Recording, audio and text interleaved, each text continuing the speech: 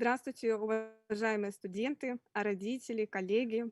В преддверии Дня карьеры в Международной гимназии Сколково, которая пройдет уже 26 ноября, информацию я сейчас размещу на канале YouTube, в корпорации с отделом культуры и образования при посольстве Великобритании. Сегодня у нас интересное мероприятие, и я хотела бы пригласить Дарью Лаврентьеву, руководителя международных образовательных проектов при посольстве Великобритании, которая расскажет и представит наших спикеров. Вся сессия будет вестись на английском языке. Пожалуйста, задавайте вопросы в чате. Мы начинаем. Дарья, здравствуйте. Спасибо, Алена. Здравствуйте. Большое спасибо за приглашение при участии в этом мероприятии. Так как мероприятие будет на английском языке, я поприветствую наших уважаемых слушателей на английском. Welcome to the session, Startup, How to Develop and Promote Your Business Ideas. My name is Daria, and I'm the International Education Services Manager Russia, working in the Cultural and Education section of the British Embassy in Moscow for over 4 years.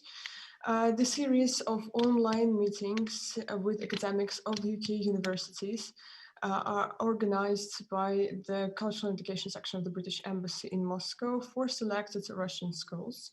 And we are very glad to welcome all students, parents, and of course teachers, and all IB programs representatives.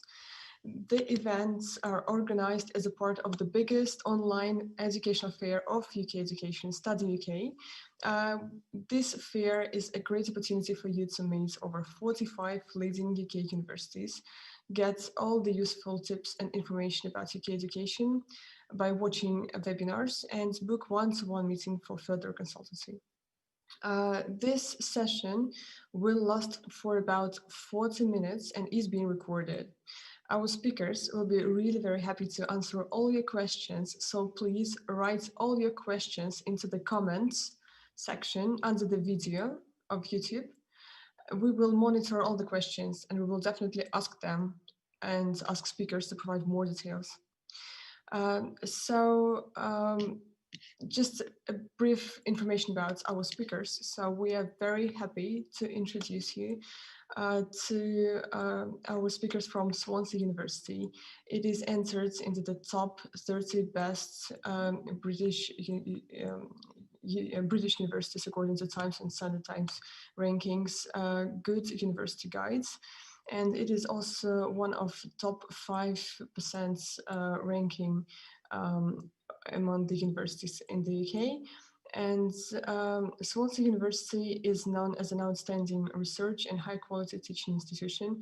And it has a unique location. The university is located just on the southwest coast of Wales. The university is proud for its high educational standards, and according to the results of the state assessment of the quality of education, the university got a teaching excellence gold ranking. So we have two brilliant speakers today. Дэвид Болтон, he's a director of the undergraduate business management program at the University School of Management, and he will give us a lecture based on his over 20 years of experience. The lecture will be dedicated to startups and entrepreneurship. He has a great, really rich experience in marketing, business development, so he will be very happy to share all his ideas and thoughts with you. We also have James Batler here. He is a leading specialist in the School of Management and helps all the university students to realize their potential in the fields of entrepreneurship and innovation as effectively as possible. So now I would like to hand this over to James first. Thank you, James. Thank you, Daria. Yes, and hello everyone. And it's fantastic to be here with one foot in Russia. We're almost there. So yeah, thank you very much for coming along today, and we're really looking forward to talking to you all about entrepreneurship, starting up new businesses, and how Swansea University facilitates that as well. So yes, really good to see everyone, and thanks to Daria and Elena and everybody else for making this happen. I'm going to introduce my colleague as well. As mentioned by Daria, we've got David Bolton with us as well. So Dave, do you want to come on screen and say hello to everyone and do a quick introduction? Thanks, James. Hello, everybody. My name is Дэвид Bolton. I'm the Program Director for the BSc Business Management Program at Swansea University. So I look after around about 1,200 students and about 56 modules of study. So quite a big program. Thanks, James. Thank you, Dave. So it's great to have so many people, students, parents, families with us today. We want to try and make this session as interactive as we can.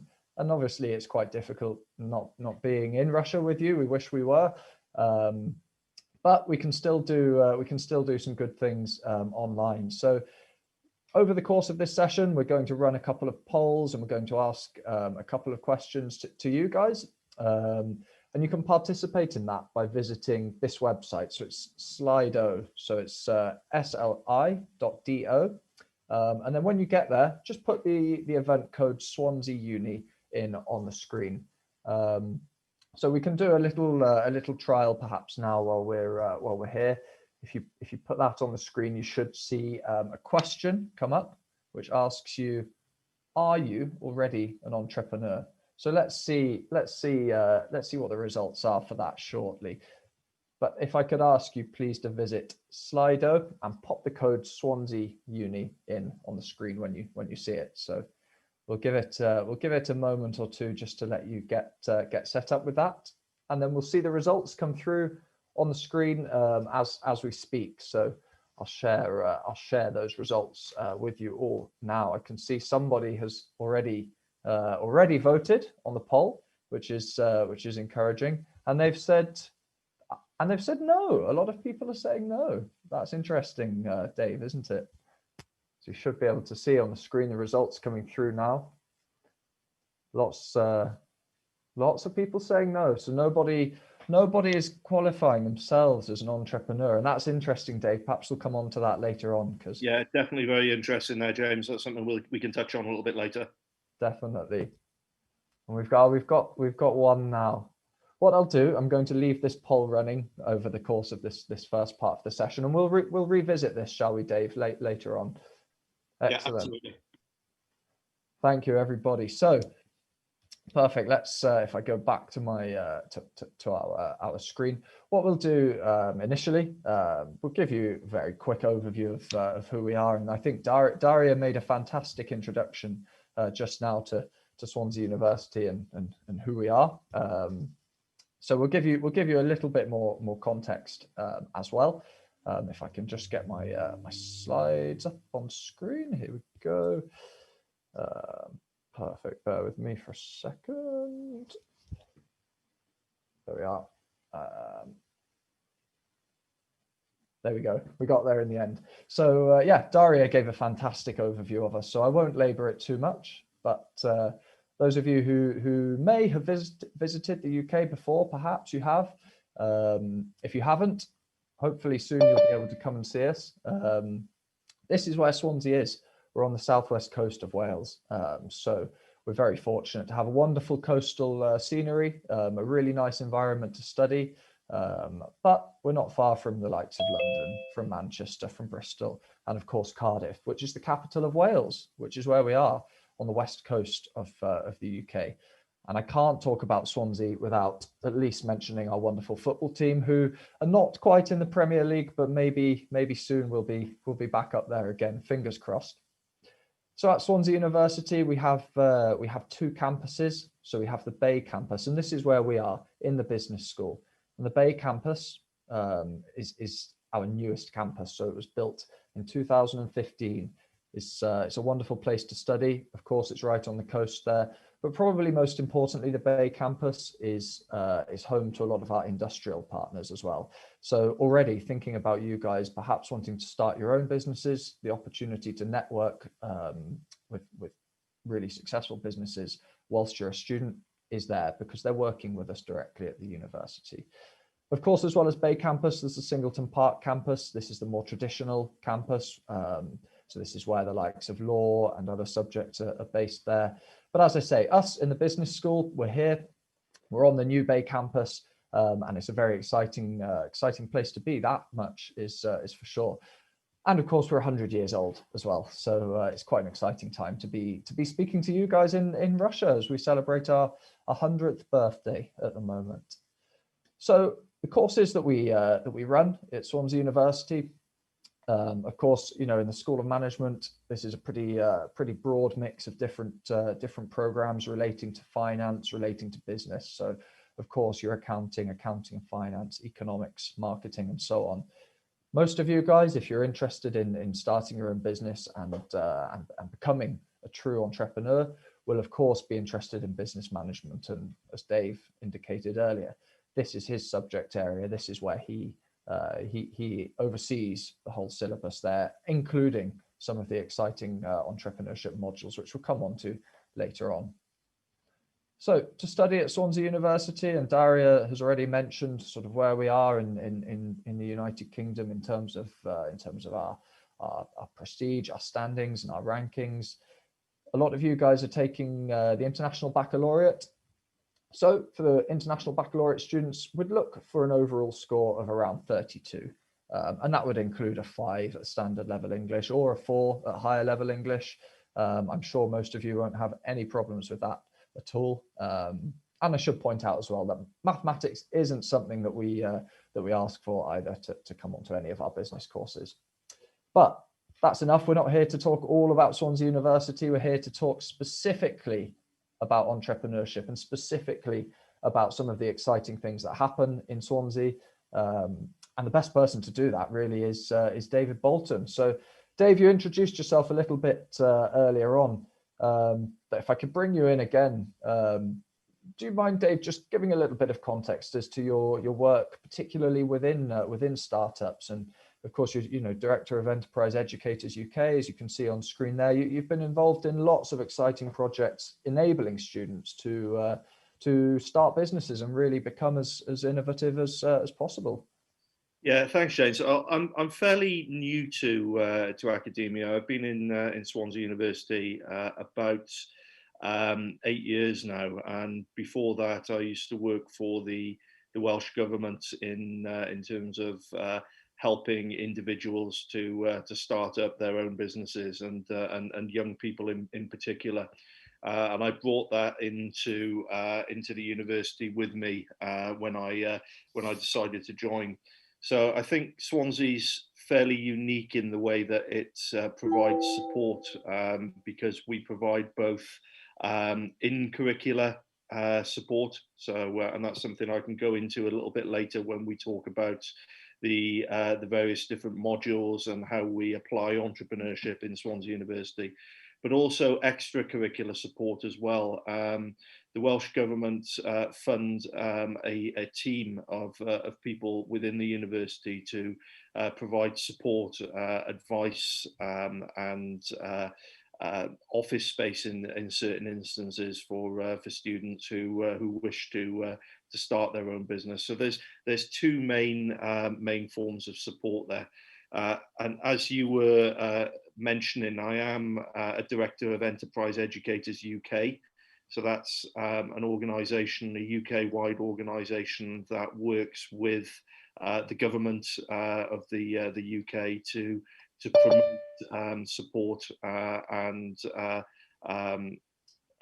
the way that we teach enterprise at a standardised level within the UK.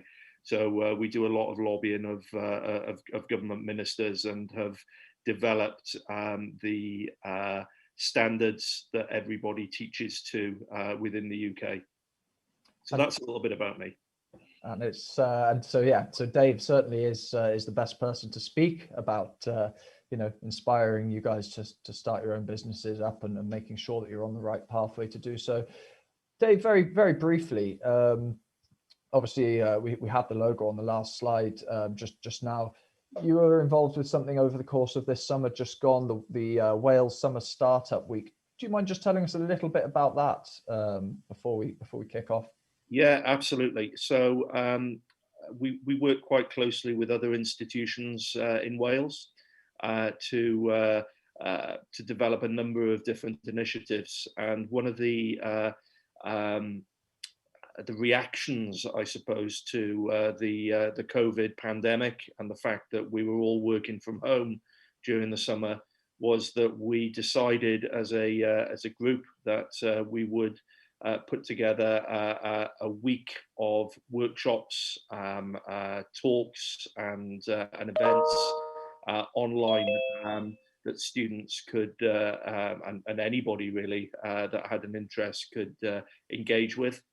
And we had TV personalities comparing and hosting the events for us. And we had nearly 50 businesses across Wales, student businesses, set up as a result of that. And we were lucky enough as a group to win quite a prestigious award from the UK government, highlighting the successes that we'd had in developing entrepreneurship in difficult times. Brilliant. No, that's great, Dave. And I think it's we go from talking about helping young people, obviously in that capacity, but for us as a university, helping young people with startups, current students with startups is really important too. I thought we could start this session really by talking about our syllabus. How do we actually go about making sure that students at Swansea University, so maybe you guys watching in Russia, you're thinking about studying in the UK, you want to start a business, what are you going to learn on the course itself, first of all, about entrepreneurship? What skills will a business management degree give you in terms of entrepreneurship? Dave, do you want to give us an overview of Yeah, this? absolutely. So I think the key message here is that that message at the top that's in bold, that entrepreneurship is embedded in everything that we do within the business management program. So a lot of people will think about entrepreneurship and immediately think of starting a business, but it isn't necessarily all about starting a business. It's about developing the key skills that will allow you to identify opportunities and to take advantage of those opportunities.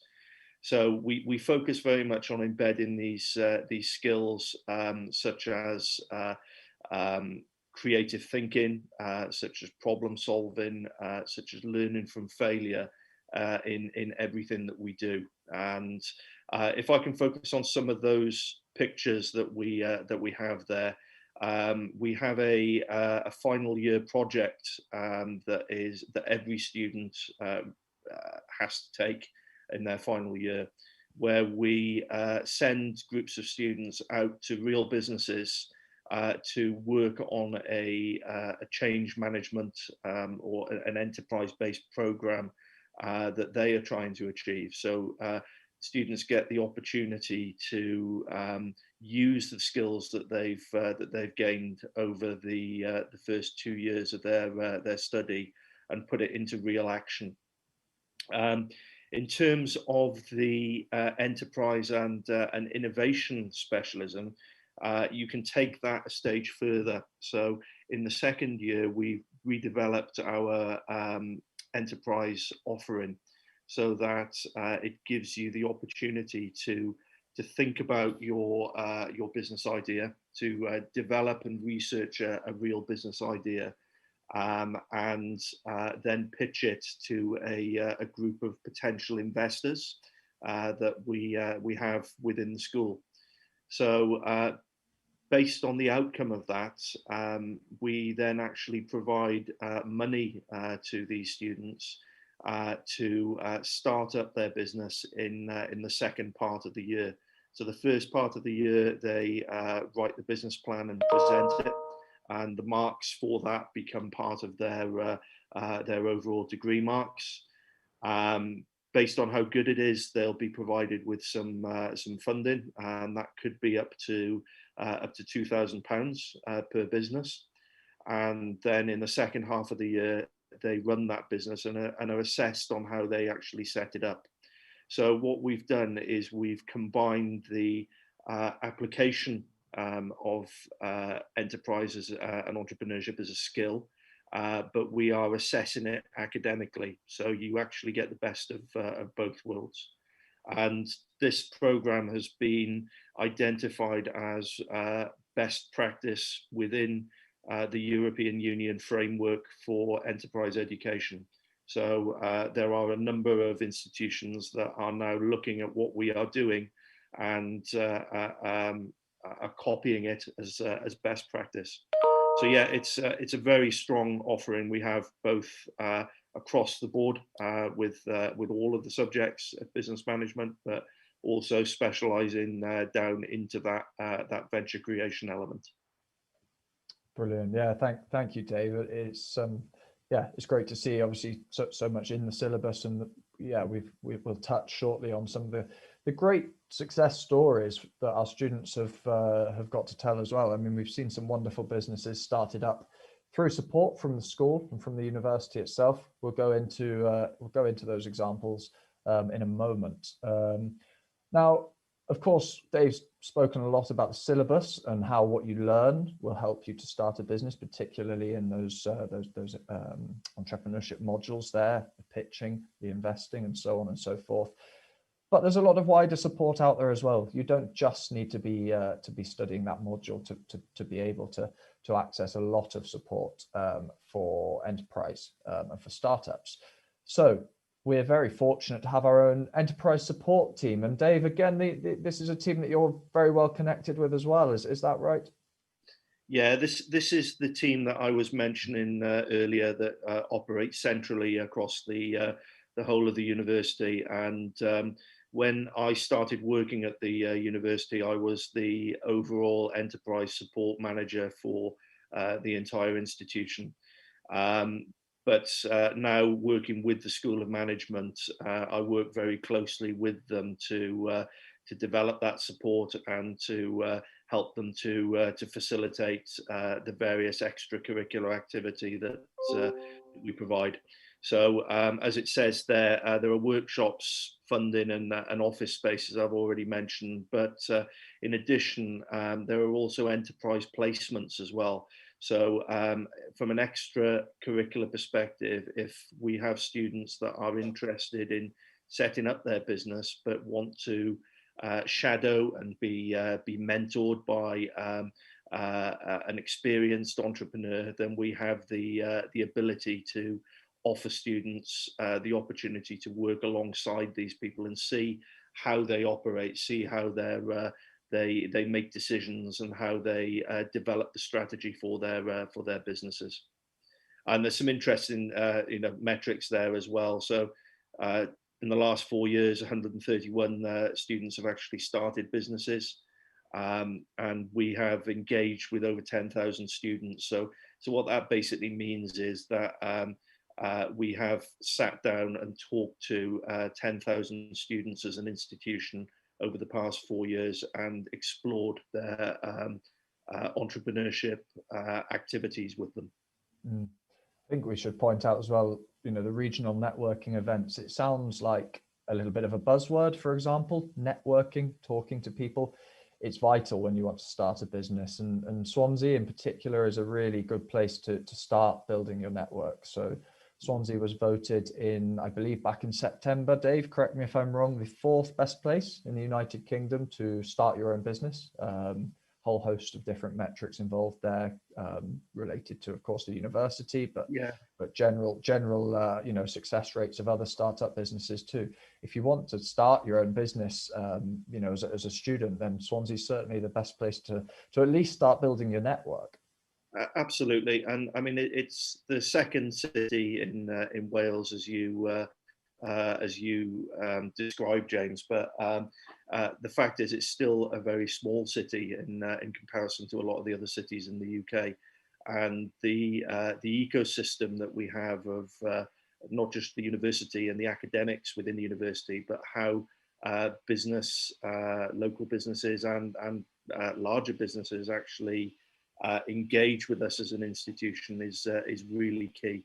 So we work quite closely with some of the regional development boards in that area. Excellent, brilliant. Well, thank you. Yeah, thank you, Dave. And I'm going to revert back to the question that we asked earlier on. We've got about 5 minutes left before we're going to jump into questions from you guys who are watching.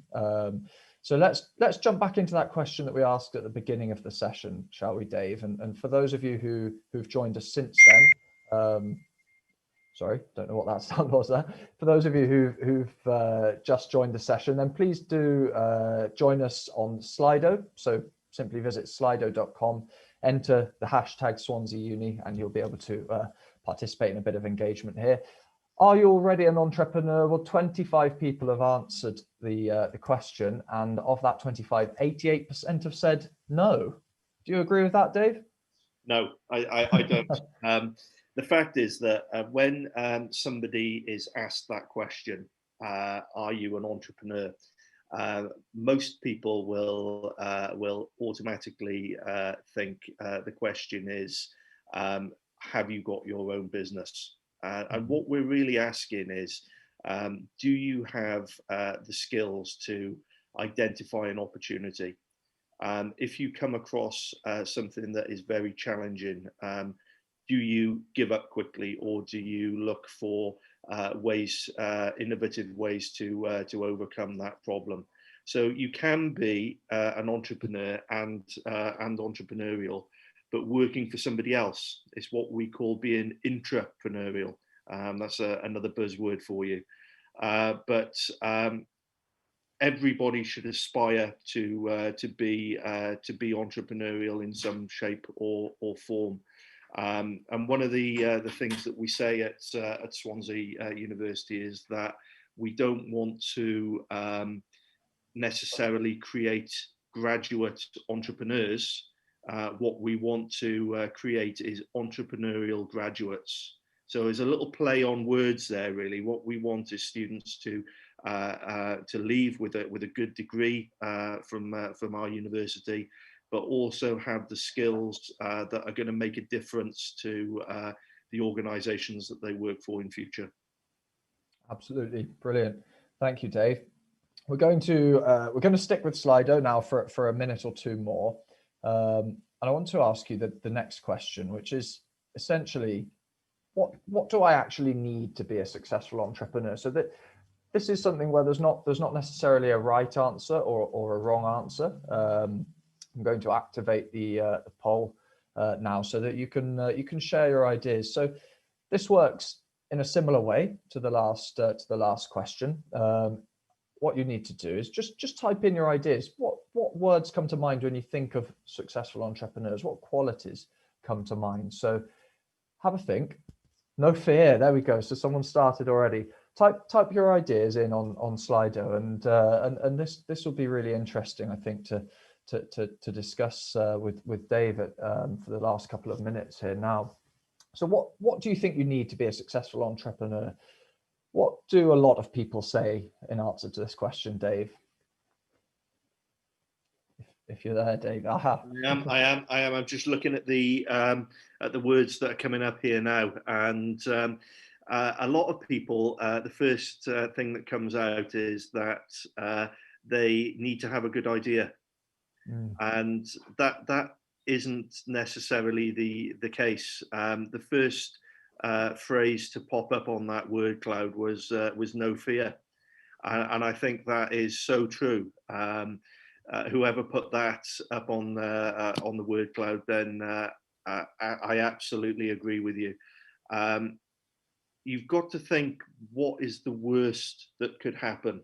And what most successful entrepreneurs have in common is that they will all have failed numerous times. And instead of giving up, what they've done is they have reflected and learned from their experiences and tried again. And they may have tried again and failed again, but they keep going until they actually get it right. So it is this mindset. Passion and creativity, absolutely. So we need to be creative, not in necessarily coming up with new inventions. So coming up with a new computer or a new vehicle or whatever, but being innovative in the way that we look at problems that the world is facing at the moment. Just looking at some of the other words there as well. Soft skills, yeah, absolutely. So you need to be able to communicate effectively. It's all of these are right. All of these are right. They are exactly the sort of thing that we're looking for. So, I think if we were to then go back to the first question at some point, a lot more people would feel that they have these skills to be entrepreneurial in the future. Definitely. And therefore are entrepreneurs. And let's look back at that again. 87% of people said no. I think if we asked again, more people would say yes. Brilliant. Really interesting, and it's always an interesting one to ask to students in this situation. I'm very aware we're going to jump to Q&A in a second. I did just want to show you before we do so some examples of some really good recent examples of startups, of student-led businesses that have come from the School of Management in very recent years. So we'll be very quick with these so that we do have time for questions. But we've got loads of wonderful success stories that we have to share with you. So maybe should we take it in turns, Dave? And do you want to go first with the retro and vintage store? Yeah. So RAVS, the retro and vintage store, was one of the businesses that came out of our second year entrepreneurship specialism pathway. They came up with the idea of going to various clothing recycling depots and searching through these huge mountains of clothes for designer garments that people had decided to recycle, picking the good ones and then recycling them and selling them. It's grown into a very strong business with an online presence now as well, and is turning over around about £4,000 a week at the moment. That's about $5,500–6,000. So yes, they're doing very well indeed. Certainly. And then of course, we've got other examples as Luke, who runs, he started this actually whilst he was doing his degree as well, running his coffee business from the back of what we call a smart car, a very, very small vehicle, which means he can attend lots of different events and different exhibitions and things like that as well. Am I right, Dave, in saying Luke obtained his funding through a similar method? Yeah, so Luke got not all of his funding. He actually went out and saved up quite a lot and got some investment from friends and family. But we provided him with nearly £3,000 to enable him to equip his car out. And he is now at the point where he is franchising that business. So he's looking for other people to come along and join him in providing this mobile coffee service. Certainly. And very, very briefly, we'll just touch on a couple of others. It was really hard to choose the different examples when we were putting this session together. We've got Neo, who's one of our students. He's from Cyprus. And he is running a business which he's looking actually at the moment to expand. We had a good conversation just yesterday.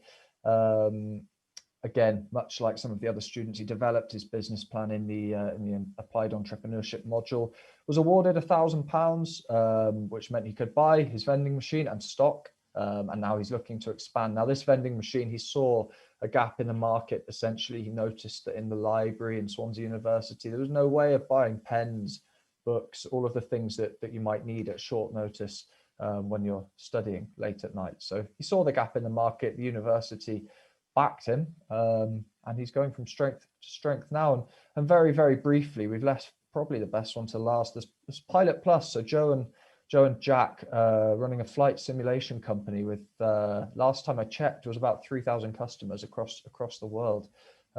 Very inspirational duo, are they not, Dave? Yeah, they are, and it's worth noting that that Joe, he only graduated last year from us, so he was running this business while he was studying.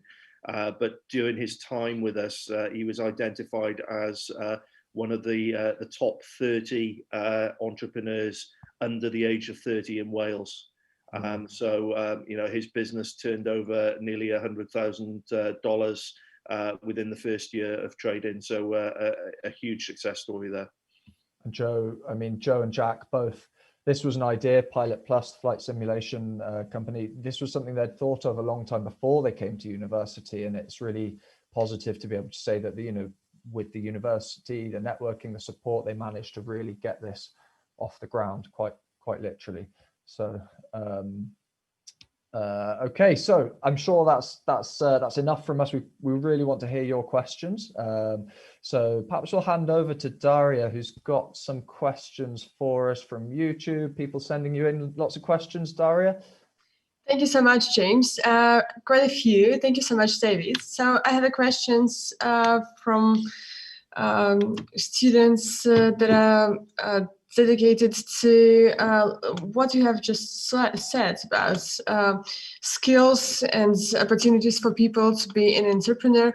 So can people just be not relevant for being an entrepreneur and running their business, or just all of them are actually relevant for running business? And how do you suggest to develop leadership skills? Are there any tips? Oh, go on, David. I've got to hand over. Do you want me to take that one? Go on then. For okay. Leadership skills. Leadership skills is a very interesting one. I think there are so many different styles of leadership, some better than others, but it really depends on the personality of you as a leader, and how and what you are trying, and the organization that you are trying to lead. But effectively, you know, what we teach in terms of leadership is the action-centered model, where we are looking at three main areas. That is obviously achieving what you set out to achieve, but in conjunction with that, developing the individuals within your team, and also developing the team as a unit. So yeah, there's that's the key message really, is that it's all about the teamwork, developing the team, and achieving the task together. Brilliant. Would it be okay, Daria, if we just bring Jessica Lumba in, my colleague who's just joined the call? I think she just needs to switch on her screen and microphone, because Jess has got some great knowledge as well, and will certainly be able to answer a lot of these questions in lots of depth too. Are you here, Jess? I'm here. My Hi, video won't turn on, sorry. Oh. I can speak to you. That's me on the screen. Yeah. Hello, Jessica. So probably, do you have any solutions? We have questions from students who are interested. Is it possible to develop leadership skills? And is it possible that all people are actually not relevant for being a leader, or it is, well, not actually, is everyone actually suited for being a businessman and a leader, or and is it okay to develop this skill starting at the age of 15? Definitely. Okay, just as an introduction, I know it says it on the team, but I'm part of the employability team in the School of Management. So leadership skills and all other kind of employability skills are so important in students sort of developing their confidence. So we really encourage students to get involved in activities, whether that is sort of year in industry placements with a company, enterprise activities, volunteering, societies, where they can sort of establish these skills. So obviously there may be students listening who are 15 thinking, you know, I'm not a leader, but it is when you actually do get involved in these teams and kind of meet other students and kind of get out of your comfort zone that you do tend to find those skills, whether it's leadership or other skills. So I definitely think that everybody has it in them. It is just sort of being proactive and sort of getting involved in the extracurricular activities. It's great for your confidence, great for your skills, also great for your CV when searching for those graduate jobs, internships, part-time jobs, but just also develops you generally as a person. So yeah, hopefully that answers that question. Thank you, Jessica. And the last question before we go, is a team necessary for a successful business idea development, or is it possible to run a business on your own? Oh, that's a good question. I mean, from my perspective, and we'll bring Dave in here for some expertise shortly, but from my perspective, particularly in the university environment, it's a must to work as a team. You know, you'll always need support, you'll always need advice, and that could be through networks, that could be through speaking to Jess and her wonderful colleagues and getting lots of advice on how to present yourself, how to develop some of those key skills like communication, like pitching, for example, as well. It's always optimum to work in a team. Dave, do you want to add anything to that? Because I know you'll have lots of experience and examples too. No, I think the key message with regards to teamwork is that as an individual, you are never going to have all of the skills, knowledge, and expertise that you need to be effective. So you always need to draw on the experience of others around you, be that as part of an informal team or as part of a more cohesive team within an organisation. So, you know, it's absolutely critical. I agree with you that you know, students and all individuals learn to work and to operate in that team environment. Teamwork makes the dream work, as they say. Thank you, David. And the very last question: do you think that timing is the most crucial factor for business success? And the question is about: is it possible to become a successful interpreter without having any education in this field? Do you want me to answer that one, James? Yeah. Yes, please.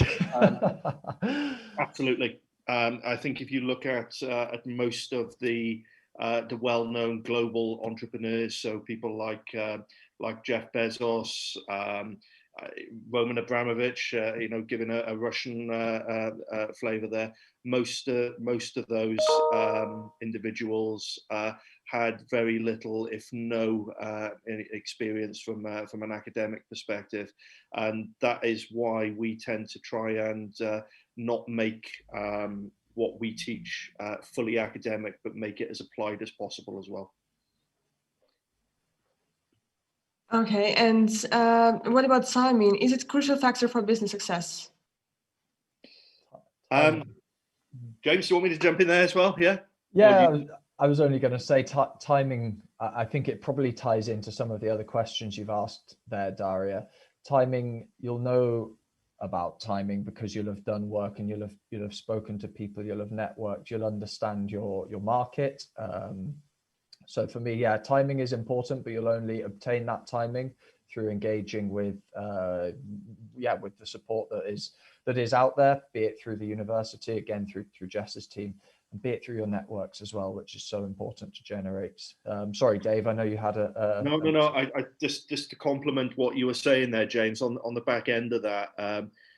There are always opportunities externally to take advantage of, whether or not you know, things are going well within the world or things are not going so well. So, you know, with the pandemic at the moment, there are always opportunities, and I can think of some students that I've got at the moment that are developing a drink and snack delivery business for students who are actually self-isolating at the moment. So there are always opportunities. So timing is what you make of it.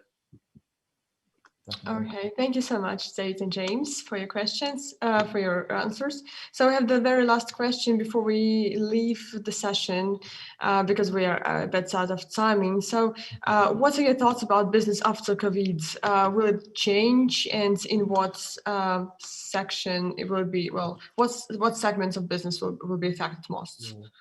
I think Jess Jess, sorry to put you on the spot, but you'll be really good to answer this one because you're working with businesses day in, day out, aren't you? So what do you think? Oh, she's on mute. Can we unmute Jess if possible? Oh, sure. Sorry, thank you. We've got. Yeah, so we really encourage sort of business engagement through the employability team. It obviously, again, you get those kind of contacts, you build your network. We run sort of every term, we run networking events where students get the chance to meet employers. They are actually assessed on their networking skills, and we actually provide kind of advice on how to network. But building on from that, they've got kind of key contacts as part of their LinkedIn network. They can network with those employers to actually gain opportunities such as internships and kind of year in industry placements, mock interviews. So yeah, business engagement is kind of embedded throughout, and it is sort of really important.